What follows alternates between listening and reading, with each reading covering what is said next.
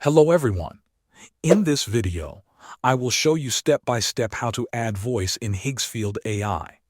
First, open your browser and go to the Higgsfield AI website. Log into your account. Once you are inside the dashboard, look at the top menu and click on the Video tab. After that, select Lip Sync Studio from the options.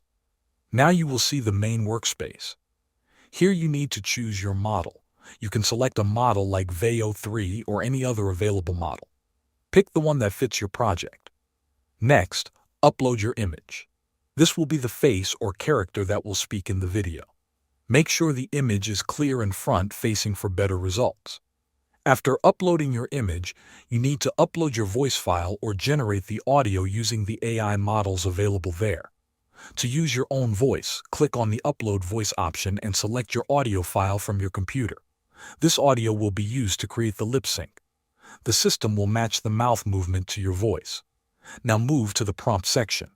Here you will describe the style and scenario of your video. Then choose the duration of the video. Select how long you want the final video to be. After that, set the resolution, such as 720p or 1080p, depending on your needs. Once everything is ready, click on Generate Video. When the video is ready, preview it and download it to your device. Thanks for watching.